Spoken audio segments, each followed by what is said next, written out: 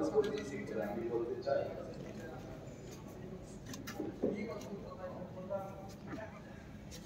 এখানে root and ব্রিজের আমার বিধানসভাতে চন্দ্রকিরণ পাড়া এবং অনেকটা পাড়া সহ এখানে আমাদের একটা সরাতে ব্রিজ দেওয়ার জন্য আমি বারবার অনুরোধ করছিলাম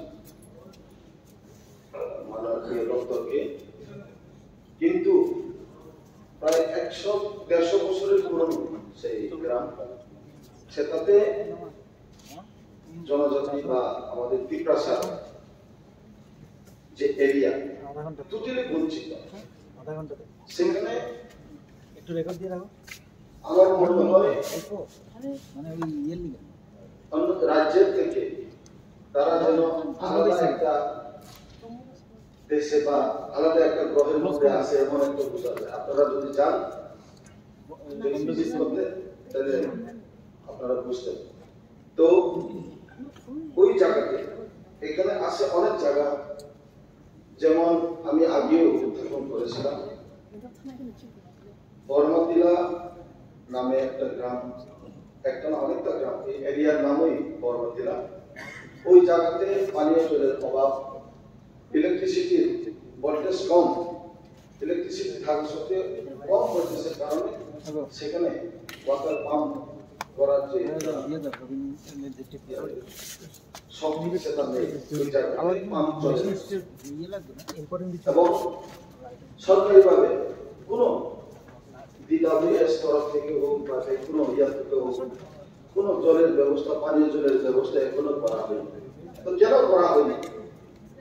আমার প্রশ্ন হচ্ছে, বিগত দিনের বাজেটে নিরিখে যেটা আমি শুনতে পেরেছি, আমাদের সম্রাল বাবু যেটা বলেছিলেন যে সিপিএম এর আমলে 13,000 কোটি টাকা এখন হঠাৎ করে বেড়ে 27,000 কোটিতে পরিণত হয়েছে। কিন্তু তারপরেও আমার প্রশ্ন থাকবে এখানে, এতই যদি বাজেট বা বাজেটের সংখ্যা বাড়ানো হলো, কিন্তু আমাদের জনজাতি বা তিপ্রাসাদের দুর্দশা কেন মোচন হয় না, সেটা আমার একটা প্রশ্ন থাকে। এখানে যতনবাড়ি থেকে গর্ব মাত্র 10 থেকে 12 কিলোমিটারের দূরত্বের জায়গায় যতনবাড়িতে অমরপুর যেটা বিধানসভা হয়, যেটা মাননীয় আমাদের রঞ্জিত দাস মহোদয়ের বিধানসভা, আমার পার্শ্ববর্তী বিধানসভা আমার গর্ব বিধানসভাতে প্রায় সময় সব সময় লোডশেডিং হয়ে যায়। তার জন্য আমি এখানে দেখতে পাচ্ছি না 66 kV যেটা নতুন পোস্টে ইলেকট্রিকের যে পোস্ট দিয়ে এখানে বৈদ্যুতিক যে সমস্যা, লোডশেডিং এর যে সমস্যা সমাধানের জন্য এখানে কোনো মতেই করা হয়নি। তো আমার মনে হয় সেটা তিপ্রাসাদ এরিয়া বলে বঞ্চিত করে রাখা হচ্ছে। কিন্তু আমি এখানে প্রশ্ন করতে যাচ্ছি, শুধু আমাদের এডিসি এলাকার জন্য গত 2 দিন যাবত বাজেটের যে অধিবেশনের যে আলোচনার মধ্যে আমি দেখতে পাচ্ছি এডিসি কে নিয়ে টানাটানি, এডিসি কে নিয়ে মায়া টানা হচ্ছে। আমি সেটাই বলবো আজকে, কেন এডিসি কে নিয়ে মায়া টানা? বিগত 25 বছরের তুলনা করছে, সিপিএম কে তুলনা করে যাচ্ছে আপনাদের বিজেপি দলের পক্ষ থেকে, আবার সিপিএম মানতে চাইছে না। কিন্তু আমার প্রশ্ন হচ্ছে, এডিসি কে নিয়ে যদি এতই ভালো লাগে, এডিসি কে নিয়ে যদি আপনারা সত্যিকারে আপনাদের মনের মধ্যে যদি এখানে উন্নতি করার যদি প্রশ্ন থাকে বা এমন যদি আপনাদের সহমত থাকে, তাহলে আমি অনুরোধ রাখবো আমাদের মাননীয় মুখ্যমন্ত্রীকে, ত্রিপুরার একটা ইতিহাস করে যান, এডিসি কে ডেভেলপ করেন, এডিসি কে আরো অর্থ বরাদ্দ করেন। আমি এখানেও দেখতে পাচ্ছি যে বিগত 2 দিনের যে আলোচনার মধ্যে এডিসি কে নিয়ে টানাটানি কেন বলছে যে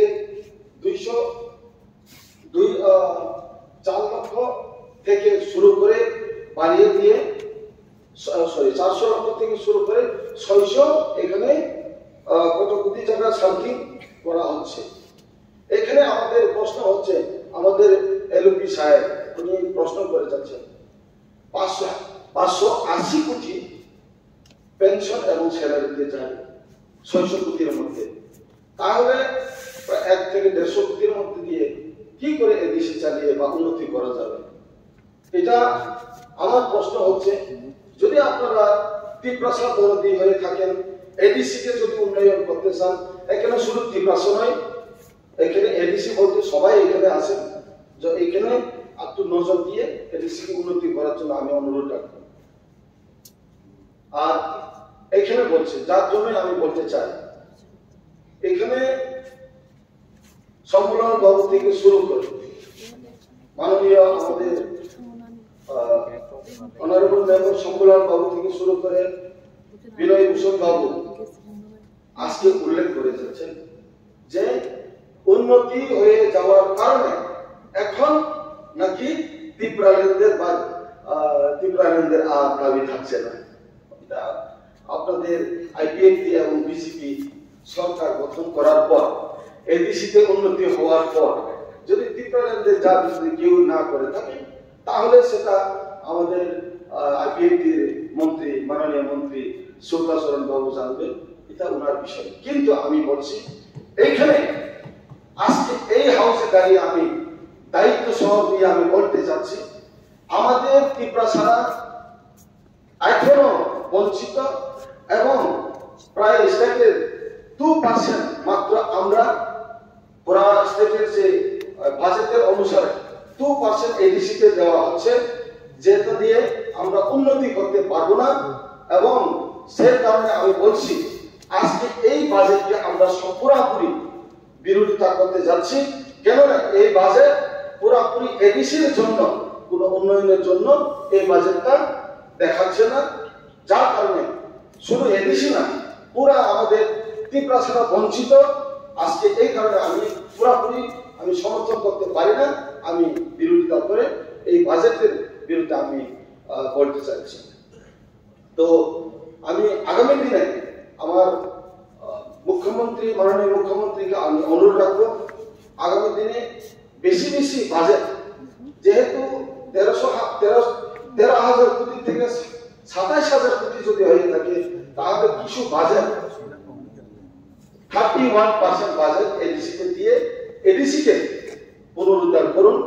এই 38 বছরে এডিসি বিকলাঙ্গ এবং আইডিসি প্যারালাইসিস হয়ে গেছে, সেটাকে আপনারা স্বনির্ভর করার জন্য আপনার হাত দিয়ে যেটা উদ্ধার হোক, এটা আমি বলে আমি শেষ করছি আলোচনা। ধন্যবাদ।